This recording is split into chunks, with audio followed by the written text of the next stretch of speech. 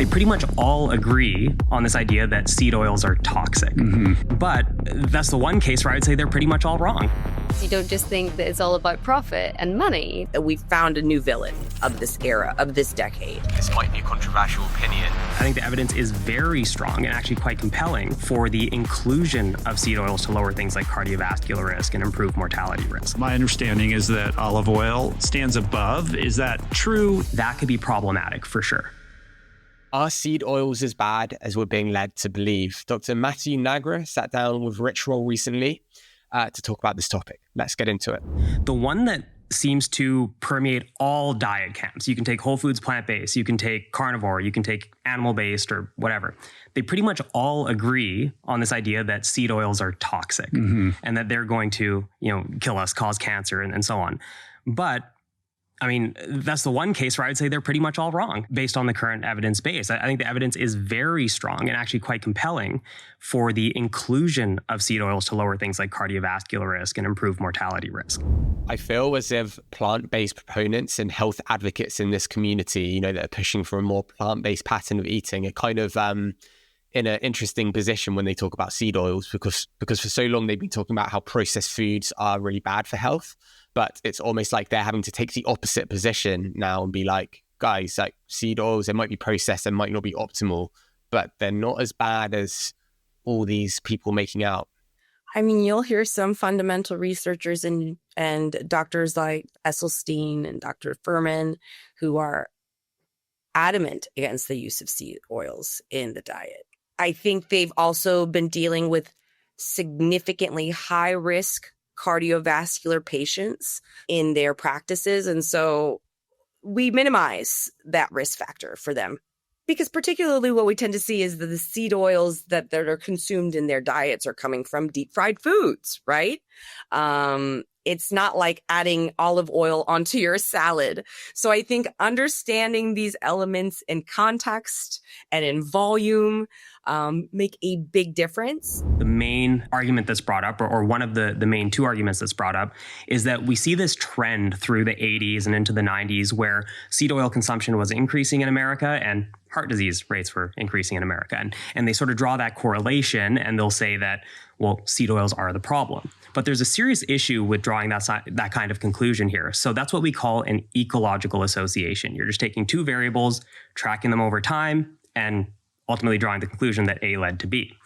Problem is, there are a lot of things that could have changed over that time. One of them being that we're living longer or that infant mortality is lowered. And these are things that can lead to chronic disease later in life. If most people aren't even making it to those ages initially, then we aren't going to have as many heart attacks, right? So that's one possible issue. Another one is that we are now treating risk factors earlier on for, say, other diseases that might end up leading you to living to that point or if there's a cardiovascular event.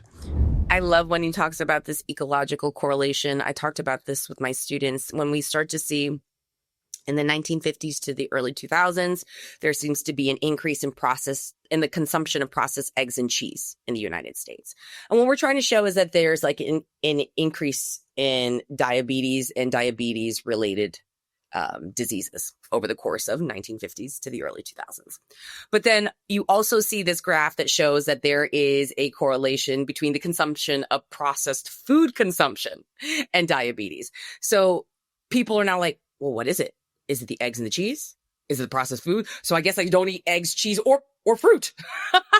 And that's the fundamental conclusion that they come to. And it's very interesting that when we cherry pick what we want to see as the outcome, it can be incredibly confusing for the general population. At the same time, we can look at cross-country comparisons of like smoking, for example, and longevity. And we see that per capita cigarette consumption is associated with longevity. It's the same type of correlation, but the issue there is that, countries where there's more cigarette consumption, they're also more affluent. There's other factors that are leading to a better life. Correlation does not lead to causation. That's why we do empirical studies, right? We focus on one variable to suss out so we can look at the impact or the outcome of that variable on a specific population, right? Given a specific methodology. Empirical studies take a significant amount of time and effort to do so because they take a lot of oversight.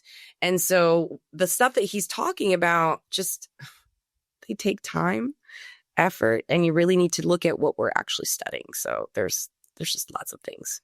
So we need to look at studies that actually adjust for those other variables and sort of level the playing field.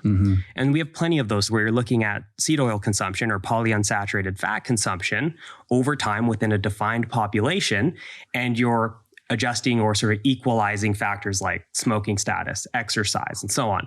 And you find that those with the highest consumption do have a lower risk of cardiovascular disease and a lower risk of mortality. So the question then is, well, why do we see this trend in seed oils and heart attack, at least over time? One of the factors there, and not the only factor, is potentially that most people get their seed oils from ultra-processed foods. So as ultra-processed foods become more prevalent in the food supply and people are eating more and getting too many calories and gaining excess body fat and developing cardiometabolic diseases, we can't then say it's the seed oil specifically that are the problem. Right? It would be like pointing to Coca-Cola and saying that water is detrimental because it's the main ingredient in Coca-Cola. Or the cola ingredient in it, as opposed to, So in the context of ultra-processed foods, there are seed oils, but there's also refined grains and salt and sugar and all these other kind of additives and preservatives that enhance the unhealthy nature of these foods. Exactly, and they're hyper palatable. So that combination of the fats with the salt, especially, gets people to eat more and more and more. And food scientists are very aware of this when they design their products because they want you to eat more of those products, right? We can look at the mechanisms at play. So one of the arguments that's brought up is that these omega-6 fats in seed oils are inflammatory. So the linoleic acid, which is one of the polyunsaturated fats.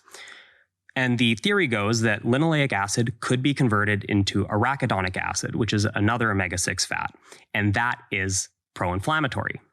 The problem with that is it's been studied in humans numerous times in numerous randomized controlled trials and has never been shown to raise arachidonic acid levels or inflammatory markers, with the exception of a case where they put oils through 20 repeated cooling and heating cycles over and over and over again and then had people eat them.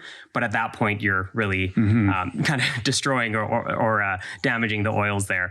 But in normal use, whether it's for a stir fry or in salads or whatever, they appear to be health promoting. So what do we all think is the bottom line of seed oils? Because we're influenced by so many different people, isn't it? My sense is just that they're really calorie dense, but their dangers have been inflated. I'm just going to echo what Simon Hill once said on his podcast. The reason why diets like the carnivore diet, the Mediterranean diet, all of the DASH diet, all of these things exist in success is because what they do successfully is remove the 70% of ultra-processed foods often consumed in the standard American diet. And so if you want to cling to the seed oil train saying that that's what you don't have in your diet, really what we should just be saying to everybody is ultra-processed foods can be incredibly detrimental to your diet. And then finally, we have actually long-term randomized controlled trials showing this. One great example is the LA Veterans Administration Hospital study. So they had about 850 people that were split in half, and they were living in an institution. And half of them were randomized to one cafeteria, half to the other cafeteria, and they didn't know what they were getting. But what the researchers had done in the seed oil group was they actually extracted saturated fats from the foods and infused vegetable oils. So they're getting essentially the same food, but different fat.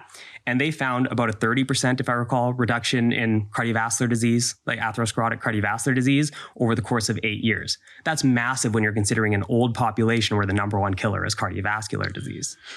The people who are have the highest intake of plant oils see significantly lower risk in total mortality, cancer mortality, et cetera, this veteran study. But it's always in the context of what these seed oils are replacing, right? If they're replacing foods high in saturated fat, then you're going to see these reductions. But it's not the plant oil itself that is leading to the reduction in mortality or cancer rates, right? Like it's, I tease that out a little bit because is the oil the panacea, or is it what the oil is replacing that makes it the healthier option, leading to these better health outcomes? So compared to saturated fat, like you said, butter, tallow, et cetera, then the seed oils are better because they lower LDL cholesterol and ApoB, and they lower risk of cardiovascular events, as we see in these longer term studies.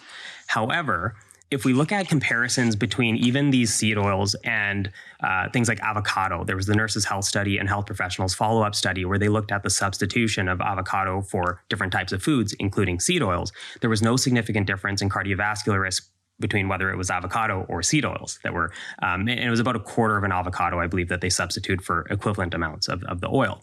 There's also the PrediMed study. Now, this is looking at olive oil, but I'll bring it to seed oils in a second, where they compared a Mediterranean diet with olive oil to a Mediterranean diet with nuts and seeds. And there was no significant difference. Both were beneficial. And the reason I bring up the olive oil is that we also have comparisons between olive oil and seed oils, and they're roughly similar. So we don't have a good reason to conclude that the seed oils would be worse than these other healthy foods. They're just one of those healthy foods. But I wouldn't say that if you were to replace olive oil or nuts or whatever with seed oils that you're going to be better off. They're just, it's not worse. And that's really what we could conclude there. I definitely recommend people check out a debate which was hosted by Forks Over Knives, and it was repurposed onto Plant-Based News YouTube, but like a highlights version. It was a debate about oil between Rip Esselstyn and Dr. Garth Davis. And Dr. Garth Davis was saying oil is actually good for cardiovascular health. And Rip Esselstyn was saying, well, maybe some studies show that, but what are they comparing it to?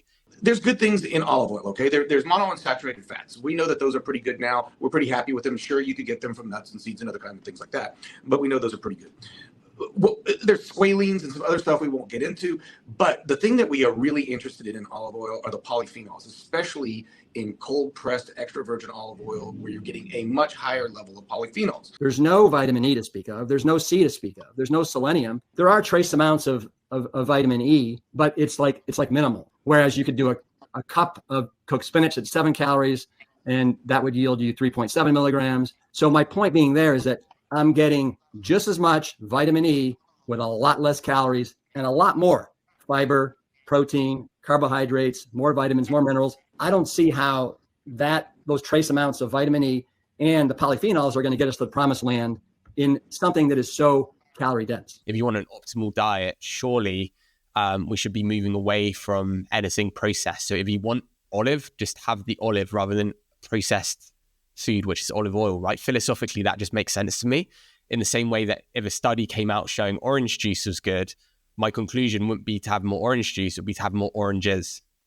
Yeah, but you gotta live, folks. Like, if I can encourage consumption to be a couple tablespoons of olive oil on your vegetables, and the client is capable of doing that, but is unwilling to just eat olives, and they would just rather choose the ultra processed food, I think you're running a fine line here of how you get people to eat these foods.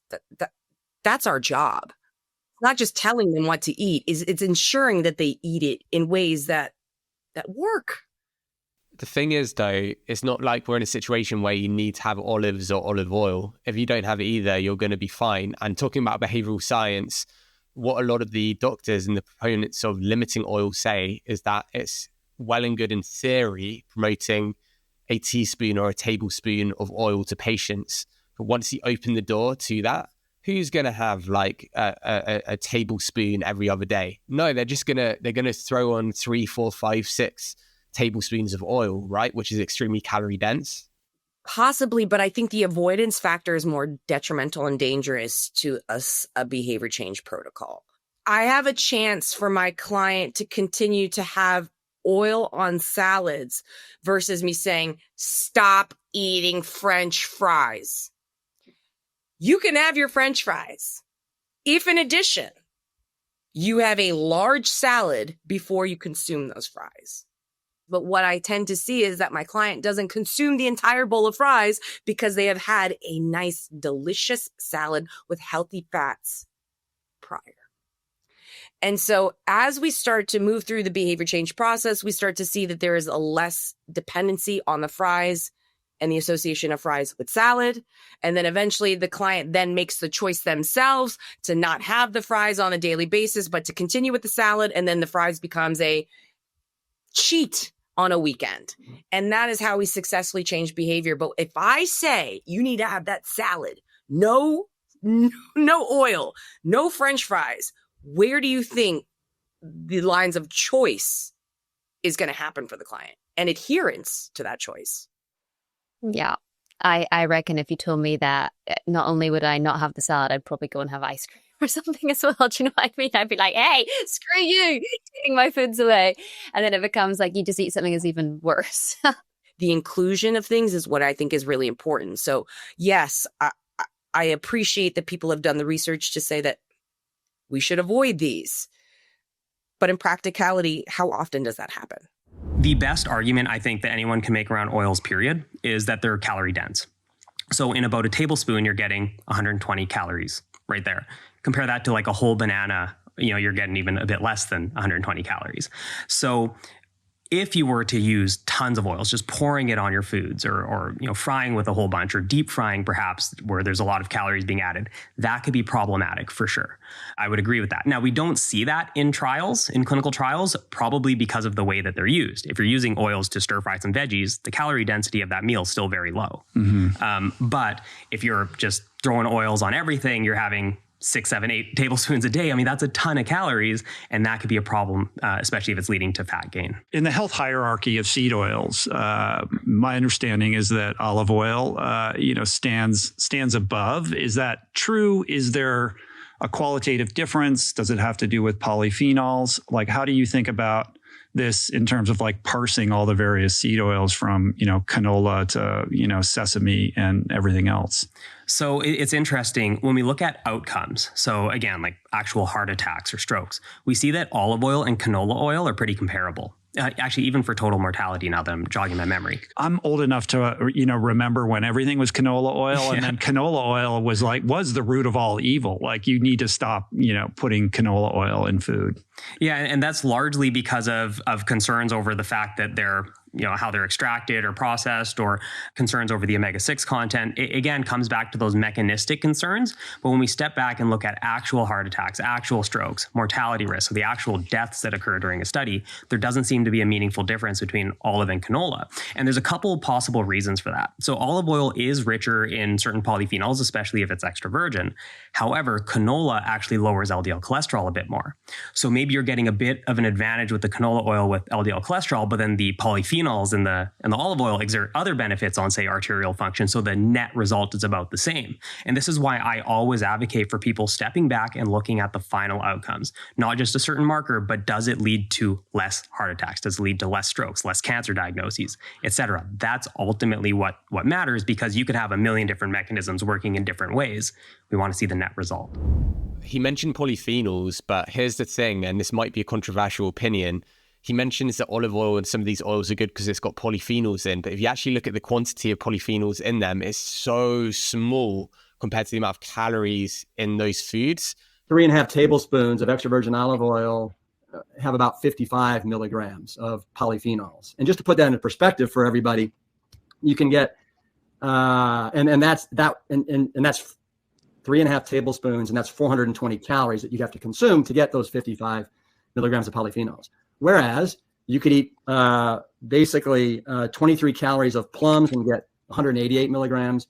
You could eat 16 calories of red onions and get 84 milligrams, and 290 calories of almonds and get 94 milligrams of the polyphenols. So there's smarter ways. Whether it's stir fry or something else. Talk a little bit about oxidation points, because when you heat these things, they become something different, right? There's a difference between putting olive oil on your salad right out of the bottle versus the stir fry version. And these oils vary in their oxidation points, yes. So in the process of heating them, like, is there something that we need to be aware of, or a preference that we need to make in order to make the best, healthiest choice? Yeah, so it's actually funny. The olive oil, because it's rich in monounsaturated fats but lower in polyunsaturated fats, it's often sort of separated from the vegetable oils because they're richer in the polyunsaturated fats. And it's thought that those polyunsaturated fats are the ones that can oxidize at high temperatures and cause problems. And that might be true to a degree, but it doesn't seem to be meaningful. It doesn't seem to actually lead to a meaningful increase in these reactive species. However, if you were to put them through several repeated cycles of heating and cooling, which might be practiced in certain fast food restaurants or where they're frying with them all day, that could potentially lead to an increase in these compounds. And there is a study showing that it can increase inflammatory markers when consumed. We do not see that with more typical cooking patterns of stir frying for 30 minutes or something.